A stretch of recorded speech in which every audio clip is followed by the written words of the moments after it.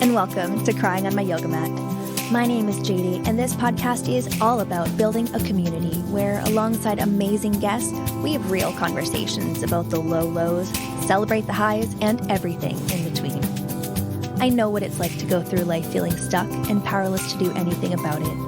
Here, you'll meet yourself where you are and learn tangible tools to help you become who you want to be, while honoring the journey. You've gotten this far, so let's keep going together. Take a deep breath, and let's go.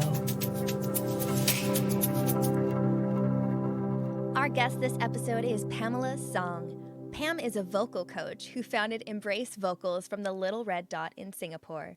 In the field of vocal pedagogy, coaching, and performing arts, she found her calling to help people gain a better understanding of their body and how to utilize and maximize their voice through vocal coaching.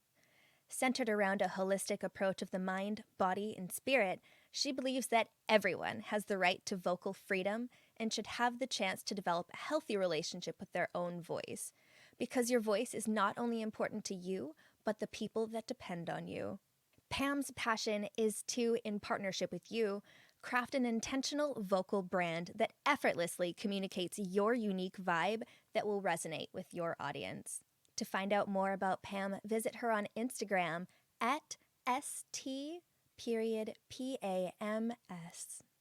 Pam talks with us about how to find your own voice in the loudness of the world. And she gives us some really amazing tips on how to do that, as well as being your own support system when you don't necessarily have one outside of you. Let's get into this conversation. Hi! Hi. Oh, I'm so excited to have you here. Thanks for being on the podcast. No, thanks for having me. I think I'm pretty excited to be on your podcast. I'm so excited of what it's going to become, so I can't wait. Yes, I think our conversation today will really benefit a lot of people too, because you got some good stuff to talk to us about. Ooh, So, I hope so. my darling Pam, what would today Pam like to tell the audience about herself? Ooh, I think for me, I'm still on a journey to kind of find my core beliefs. I think I'm on that journey, and so when I am going through life, I'm a bit more aware about it now.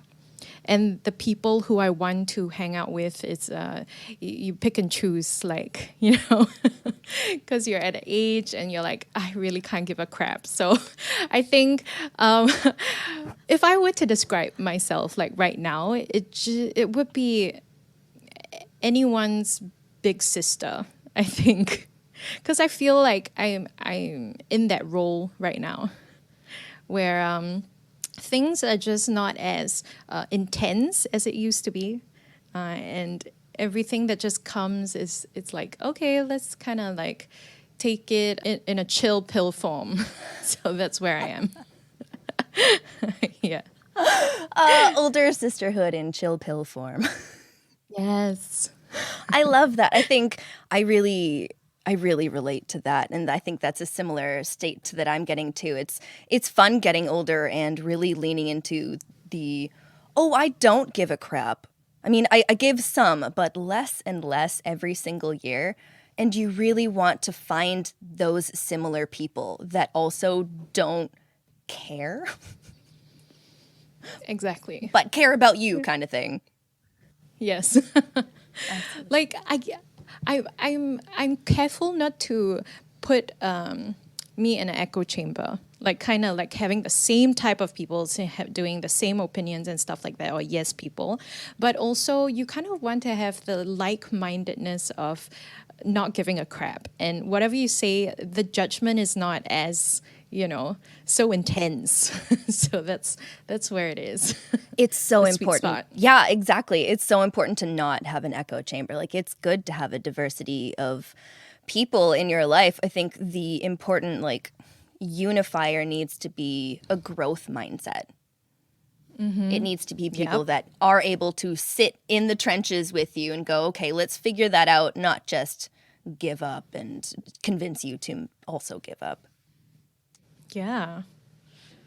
I think that's pretty much I feel like every adult should be at the stage where they are like, oh, okay, like I'm literally growing. But I don't know. Sometimes it's just hard to find people who are on this like growth like mindset with you, you know?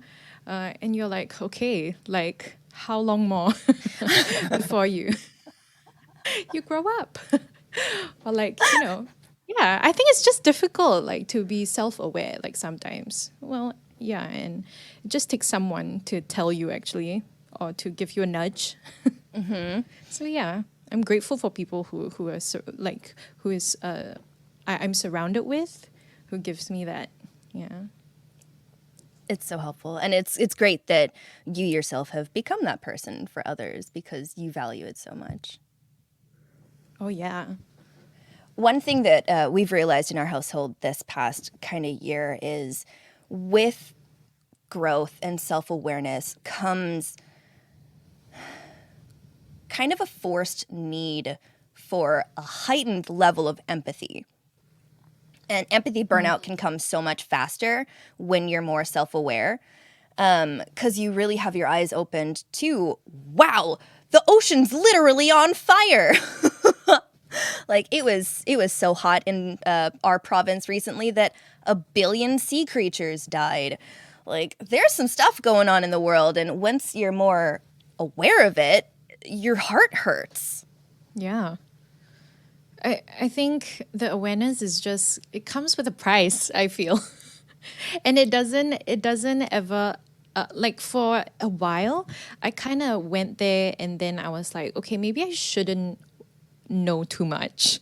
Maybe I don't want to know. And then you kind of shut it off. And so I think the middle ground, I think I found a middle ground, which is because it's there, but you can't control it. And so to let go, I guess it's the hard part to do and kind of seeing it for what it is, but just to know it, it serves a purpose of, okay, then we can do better. Or it's just the awareness. Yeah, it's not basically asking for a solution. I think it's just, okay, just hear it out.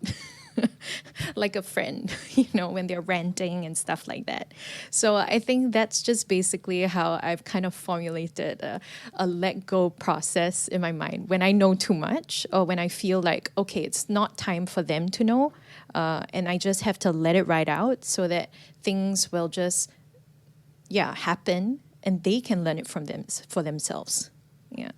That's So good. that's Ooh, that's really good.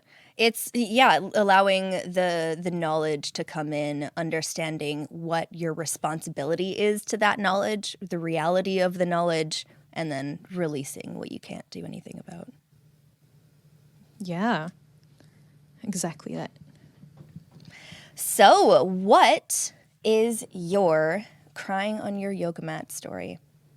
My crying on the yoga mat moment. Okay. My crying on the yoga mat moment. Okay. It's actually, misfit. We were talking about me being a misfit. This is a really good moment. When I was kicked out of my school 3 times because I joined a musical and I was going for the rehearsals and I kind of told my teachers, okay, like we call it polytechnics in Singapore. I'm not sure if you all have it, but yeah, it's a tertiary level studies, and I was in a graphics design course. So I got in that course and I was quite new to it. It was my first year. And I went to, and I got shortlisted for a musical on the side, which is nothing to do with school. And so what happened was that musical was technically, it's not paid, but it was a project that was happening. And I thought like, oh my gosh, this is so good. So I spent a lot of time with that because it's technically work. Like they need you to clock in hours and then you just go and practice and then you are, you are preparing for a show basically. So I actually told my teachers in the poly that I would be skipping the module and then going for the rehearsals, but I would take the module in the next block, right? They call it. So little did I know that it has to be in black and white and you have to send it to some office and stuff like that. And they kind of kicked me out, like because it was just not enough kind of attendance that was needed. And I was like, oh, okay, like this has never happened to me before. And I kind of need to get in because studies is everything in Singapore. Knowing where to go in life, it's all planned out for you. And this is what you have to do in life, 9-to-5 jobs. That's basically it. And being in a graphics design course, it's already it's more pushing at the edge already because it's in the arts industry. So yeah, okay. So when I was in and out of this course, like I guess because I got kicked out twice because they gave me a different standard. So once they allow you back in, they give you a higher standard that you have to hold. And if you don't make it, then they'll cut you again. An academic that's probation. the way it is. Exactly that. But they don't tell you. They expect you to know. So there was no email, no nothing. It was just, I don't know, in the handbook somewhere. And so I got kicked out 3 times. And then the third time, the director actually was talking to me. And then he said, okay, so we don't know what's happening. How come you are kicked out so many times? And so like, we are going to give you a way back in. And then at that moment, I was like, actually, maybe I don't want to go back in because maybe it's not the place for me. And I think my mind is somewhere else. So I did not take that offer. And so I was stranded, not knowing what to do. And so that was my crying on the yoga mat moment where I'm just like, what the hell do I need to do right now? Because I want to sing, but I don't think it's a career choice in Singapore. Like that, it's unheard of. Nobody does it. And it's almost not allowed, basically, in my mind.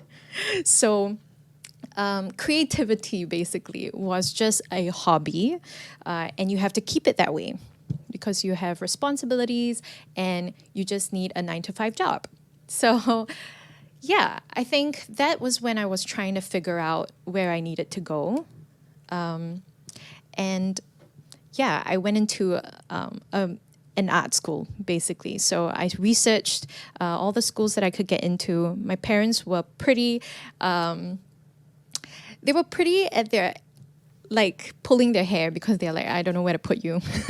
What do you want me to do? Okay, if you want to do this, then you go and research of what you need to do to get into whatever school. Because right now, you just need to be in a school. So I'm like, okay, fine. So I kind of researched my stuff and I ended up in an art school. So the moment I joined, I regretted it. I regretted it so bad because I realized that I want to sing, but I hate performing. Oh. So within the first few months, it just was so clear to me that I really hate performing. And that was not how I planned my music school years to be. So I just kind of like bit my, just like held on to it and just like charged forward and kind of made it out half alive. So I don't know, it was just painful on a whole, like the journey. But I made really awesome friends along the way in LaSalle. And that's the school I was in. I will say it proudly that I was from there. But yeah, I think I made it out with what making my own path, I guess. Because I realized that in that school that I kind of love being in the background, even though I don't like being on the stage. And in the industry, right, in this industry, everyone's just really loud. Loud in the sense of not voice, but like just presence, right? Because everyone's trying to outshine everyone. So really quickly, I was like, oh, I hate that kind of competition. I am not a flashy person. And I was a really an introverted, but in a extroverted kind of industry. Yeah, my whole journey and struggle with that was just finding my own voice within this, like, within the loudness of it all, and how to be okay with being a small voice in that loud industry. So yeah, that was my crying on the yoga mat moment. Oh, I'm getting so like fired up sitting here. I'm like, oh my God. I know, full of contradictions. It's so cool. No, it's amazing. Oh, I think it's wonderful. Because I didn't have the pressure to go to school. So I've also been kicked out of college, but for a lot different reasons than you. And it's so interesting to me that like your parents were like, as long as it's school, whatever, just do it, get her done, and we'll still support you in that sense. And you're like, okay. Thank you. Thank you.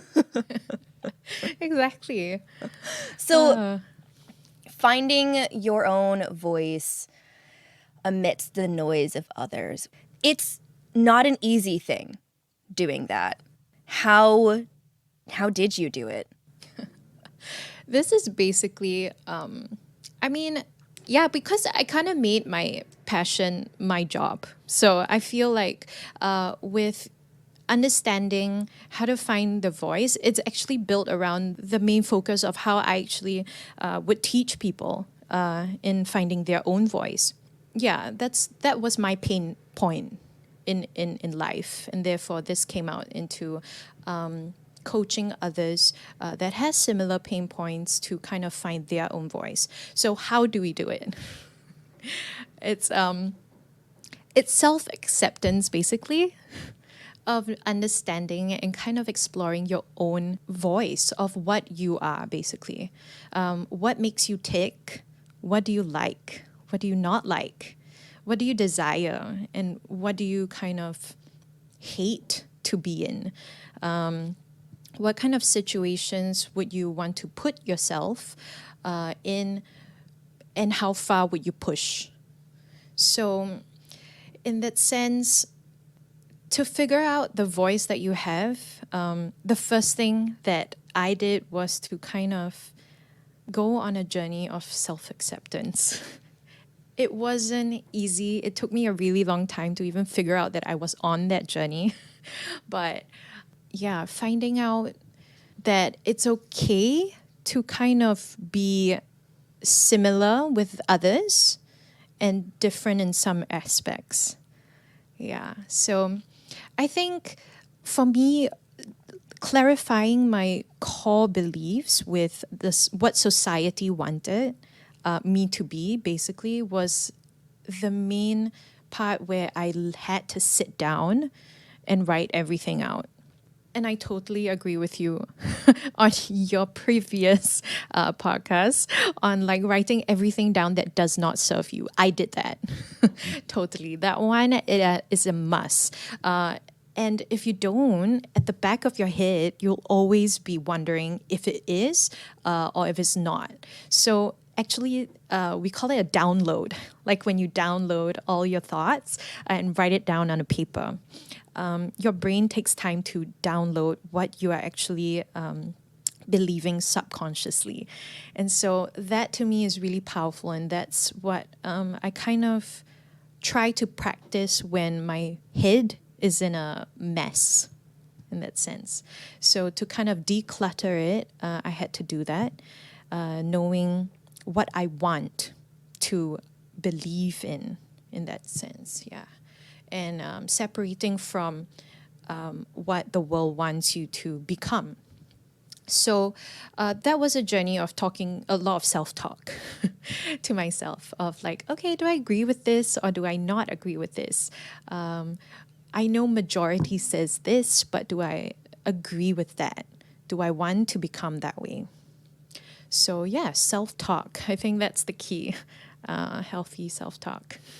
And how did you support yourself in stepping into healthy self-talk? Because I know for myself, it's when I do a download and I put all my thoughts out there, there's a lot of negativity and it's hard to find the good. It's hard to like get into that healthy dialogue with myself again. So how did you do that? Yes. Okay. So this one I actually got from a coaching course. And I mean, everyone should know this. Like, I feel like they should teach it in primary school because I feel everyone is a wreck in their adult stage because they do not have this basic coping mechanism that we have. So, this is going to be really helpful, okay? So, what I actually write down is circumstance, like what your circumstance is. So, she said this, right? That's a circumstance. She said that I was fat, basically. So that's your circumstance. Now, your thoughts about that circulating, she said that I was fat, could be if we give an example of unhealthy, would be yes, I think I am, and I don't look good in it. She as in me, she as in me. I'm saying that I'm fat, right? That's my circumstance. Okay, so the thoughts of it would be I am overweight. Okay, feelings would be I feel ugly because I look this way. And then actions would be what actions am I taking? I am sad. I am depressed and I do not want to get out of bed. An outcome is there is no outcome because I am in bed. So my self-talk out from this thought is do I want my outcome to be? Basically, I start from there. So my results, I want to not think about that. My result would be I want to feel good about myself every time when I wake up and look in the mirror. And so what are the actions that I need to take? So I work backwards. I need to look at myself in the mirror and find 3 good things about myself every time I think one bad thing. And then feelings about that. How would I feel when I say those things to myself? I feel powerful. I feel gumption. I feel excited for starting my day with this new me. And then the thoughts that are surrounding it is just this empowered person can do anything. And then the circumstance is this girl is empowered. This girl is empowered. Exactly. This girl is on fire. But yes, so that's where I work backwards. And then there's the self-talk. It's so easy. It doesn't take long. It's 5 steps. You don't need to think about anything else. And it has become such a useful tool with any sudden emotion outburst that I have with myself or something that bugs me and rubs me the wrong way. That just basically is my self-help to-do list, 5 checklists. You tick, tick, tick, tick, tick, and then work backwards. So yeah, it's a self-help model. It sounds like that method helps you to kind of remove yourself a little bit and then analyze and then be able to like go back in with what you want surrounding you.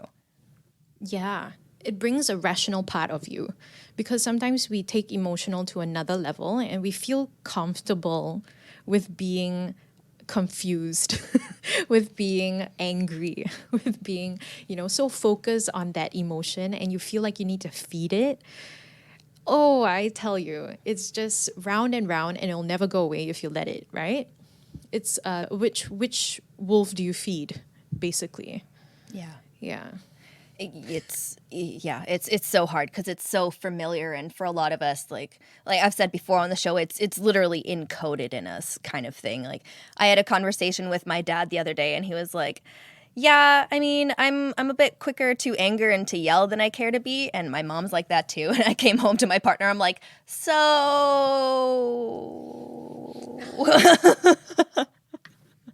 sorry about it. Working on it. Working on it.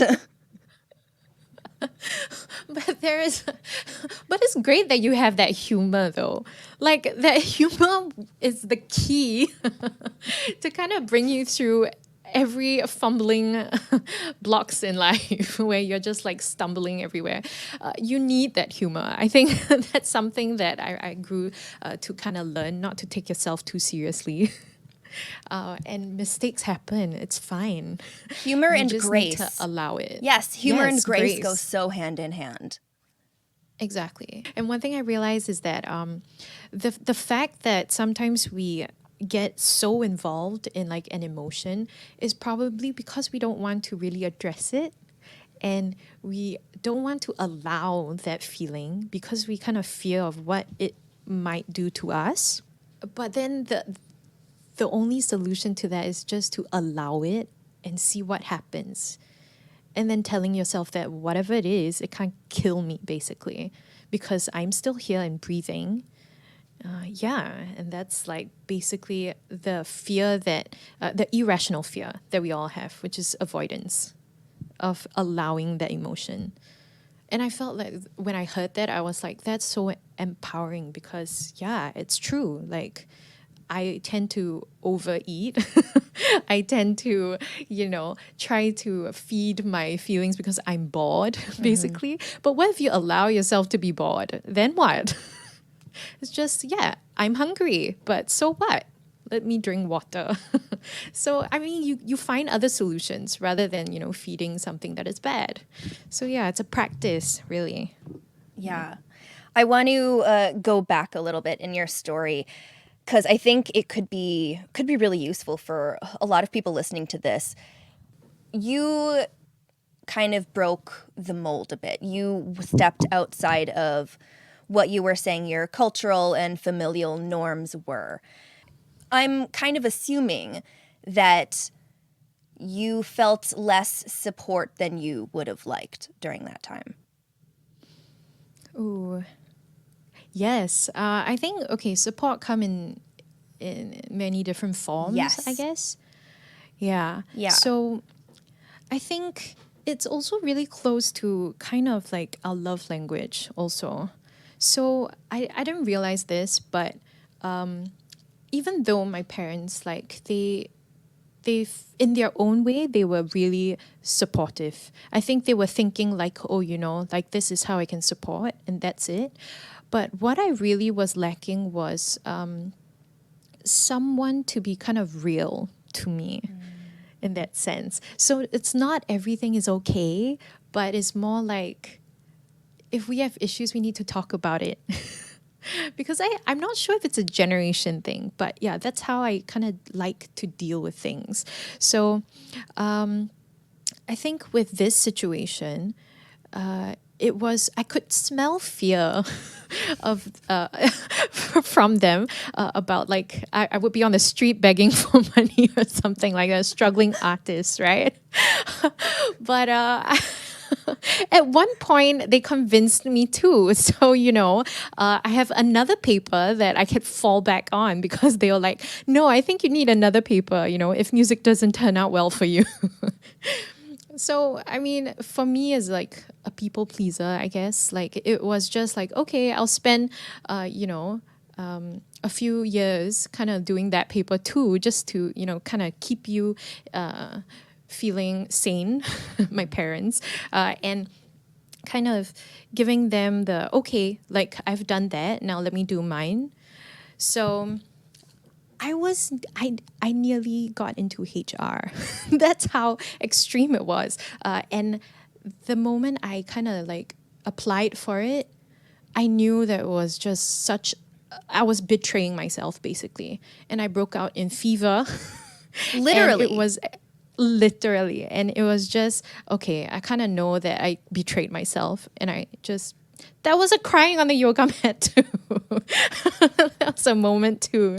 I kind of betrayed myself because I was like, okay, you know what? Maybe this won't work. And they kind of convinced me that, yeah, maybe it won't work. So the pressures of, I mean, I was just talking about it to my boyfriend, and that the pressures in Singapore is just so heavy sometimes, and he feels like there is needing to be a catch-up game before the government gives you a curveball, you know. And he was telling me about this, that it's the only thing he worries about is that once he's fine in his job, he's just thinking, okay, what do I need to be on top of so that if next year there is an issue that comes up, we can actually afford that.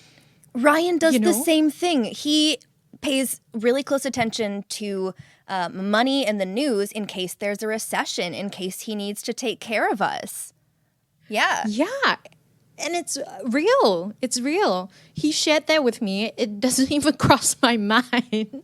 No, not at all. And not at all. And I think it's just like a responsibility that they have. And I feel like it's good, but also it's really kind of putting burden on them, which is, for me, I feel like I said to him it was unnecessary, but it is because you are living in this reality.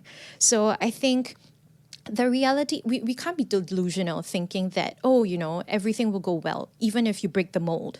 The thing is, the mold is the way that people has done it and it has been proven, and therefore it is an easier way because you have seen it prove itself again and again. But the thing that when you break away from that mold, it's a path that you actually need to figure out on your own because you don't know where it's going. You don't know what the results are. There's no statistics. You are the first one. In my industry, I'm not the first one. I'm one of many, but we are still a really small group that is trying, and we still the kind of the first group that kind of is going like, okay, where will it take us? How can we better ourselves and be as professional as, you know, the others? Because in that sense, when with my friends or family, they would ask like, oh, okay, so you're doing music. Oh, okay, so when are you? It's really bad. But, you know, they don't consider what I do for a living a real job. So I think that's the thing that kind of bugs me. It's like, what is it to you that, you know, you need me to get a real job?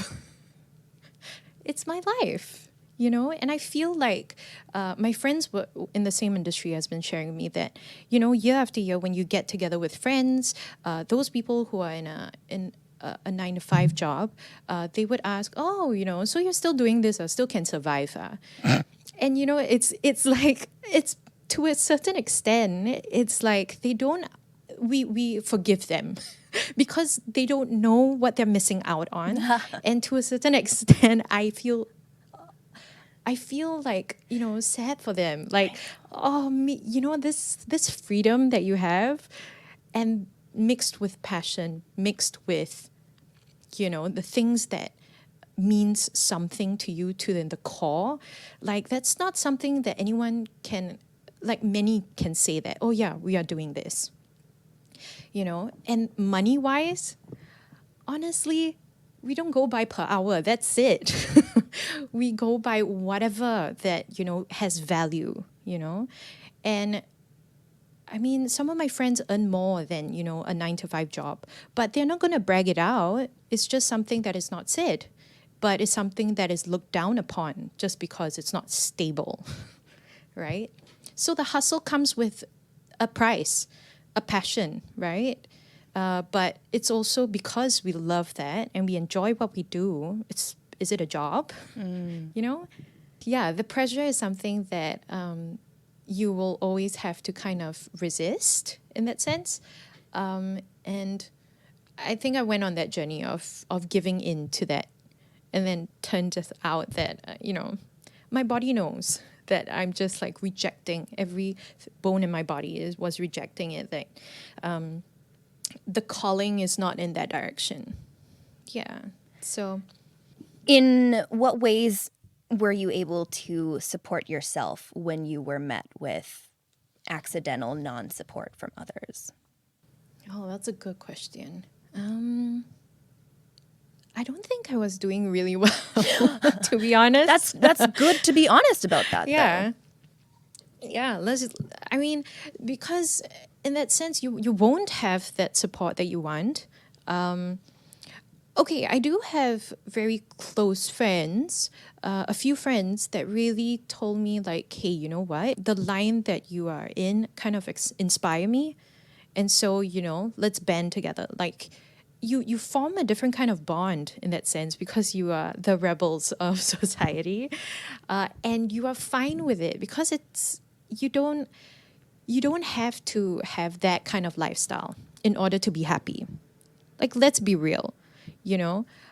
If you want that Prada bag, then yeah, okay, you gotta work for it. But like, in aspects to what the luxuries of life is, it's different to each and everybody's individual kind of experience and wants, right, and desire. So when we actually think about happiness and think about what we are satisfied with, I think with support wise, I felt like I had enough people that supported me, but the ones that mattered the most, I felt a lack of it. It was a quiet battle. This is something that you don't say, you don't bring up because it will hurt the other party. That's the irony of it. It hurts. And they're probably doing their best. That's what I realized, sadly. And so I think if you were to want support, the best thing that you can do for yourself, but it's risky, it would be to be honest about it, to have a conversation about it, and to kind of understand what you need, articulate it, and then express your want from that other person. But if the other person rejects it, it's okay. I think it's fine. You just need to breathe and kind of, okay, so I can't have it. What do I need to do to get there, for myself, basically? Yeah, I think that was something that I did not do for myself. I just kind of, went into a spiral, basically. And that got me into a real, that activated my hypothyroid. Yeah, so, which put me into even a deeper hole because it affects mood, it affects hormones and stuff like that. So, and I gained so much weight that I didn't even recognize myself anymore. And the fact that the hormones played a part in how I felt just made me not want to do anything but sit in bed, And so I think like kind of catching yourself with like, ooh, that is really not me and I do not recognize myself anymore is one of the most important things that you can do for yourself to get out of that situation. Go do a full body checkup first. Don't care if it's emotional or not. A full body checkup, if you haven't done it in a while, is so important. And that's what okay, this is a really cute story because my friend's birthday, I asked her, hey, what do you want to do on your birthday? She said, let's go to have a staycation, right, somewhere. But I don't want to be in a hotel. I want to be in a capsule hotel. I was like, Okay. oh, okay. It was really cute capsule hotel. So there's this novelty thing now, right, where they kind of like boutiqueify the capsule hotel, and it becomes like a B&B, right? So we did that, and then she's like, but also, can we do a full body checkup? So that's what we did on birthday. We did a full body checkup, and that's when I found out that I had my hypothyroidism. And so she kind of saved my life in that Wow. sense. Yeah, because at that point of time, I was just not sleeping at all. I was taking meds to kind of force myself to sleep, and I was just in a very bad state. And so she kind of brought that out to life. So, if anything, just do a full body checkup, and there's no regrets with that. At least you'll have something to kind of compare with in the future. It's related, so related to how your body is. And that's when I realized that your body actually is speaking to you with signs, with, okay, I'm not feeling well with this area. Please check me out. And also, it's a direct line to what you're thinking. So that is something to, address basically with that. So that full body checkup was kind of I guess, a bit of a wake up call. And then what was your first step out of that hole? Okay, so my first step is what they said to me was that I had a cholesterol of a 40-year-old man. And that my first step, okay, get this, okay, before I even went to the checkup, I thought that I was gaining weight because I was just eating too much. But what I was doing was insanity workout. If you ever heard of insanity workout, it's a 45-minute workout every single day. You just do HIIT workout basically. But I did it for 4 months. For 4 And months? And what happened was that I gained weight. Because I if your gained a hormones lot are out of weight. whack, you should not work out for longer than a half an hour at a time. So you were doing the exact opposite of what your body needed. Exactly. And also on top of that, I was eating really healthy food like broccoli, Brussels sprouts, salmon, avocado, and what else? Edamame beans, which is soybeans. And check this, hypothyroidism is aggravated by soy, by glycogen, which is in broccoli, and Brussels sprouts. And I was doing everything wrong. It was literally like, oh, I don't know. You have to get your body checked out. Like, You have seriously. to. You have to.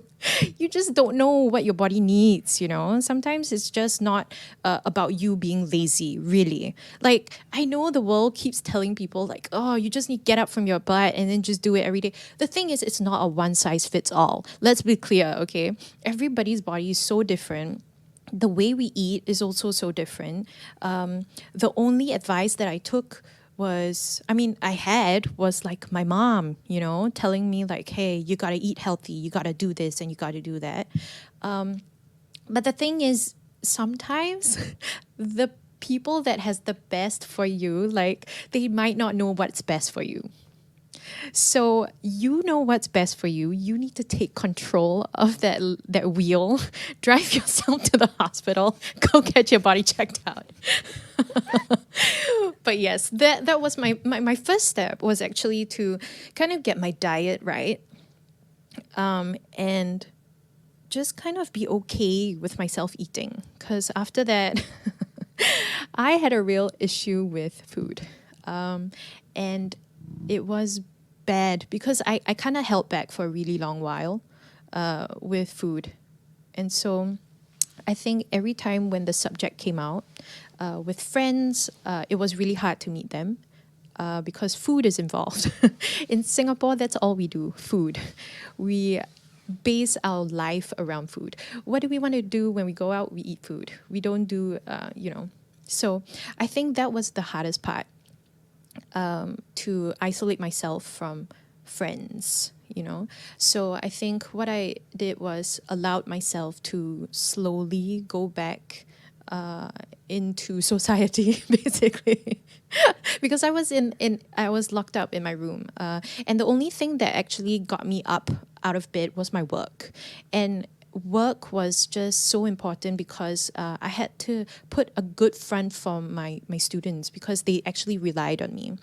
And I loved, and I was so appreciative for them being there for me because in a sense they don't know that was happening, but they were my joy, and passion to actually get out of bed. So I think finding something that gets you out of bed, it doesn't have to be work, would really help you kind of get you out of bed, out of your room, and allow yourself that permission to experience uncomfortable feelings, like emotions, allowing emotions. Yeah. Allow your emotions, but don't get stuck there. Yeah, just keep moving forward. Like what serves you and what doesn't. You gotta be your own judge on that. Yeah, okay. Well, amazing. Well, thank you so much for this conversation. Where can we find you on social media? How can we support you? How can we learn from you? You can find me on Instagram. It's at st.pams. And I'll reach you on wherever you see on Linktree, I guess, Linktr. And so you can reach me there. Awesome. But yes, give a shout out to like you got it from the podcast. Oh, yes. Ooh, so if you listen to this episode and you found Pam through the podcast, tell her that. Yes. I'm who very knows? Freebies. Bitch. Oh, Yes. Guys, don't steal my voice teacher away from me. She can go around. We can share her. Yes.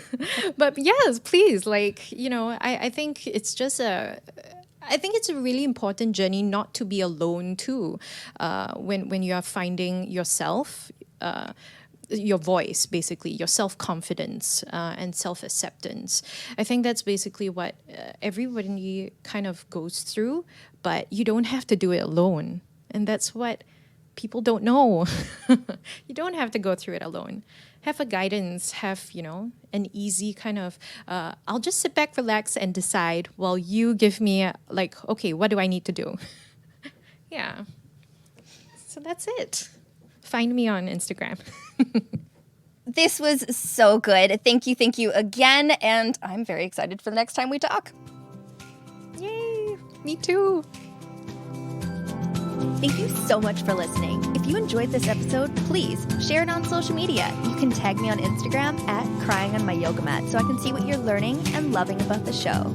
Until next time.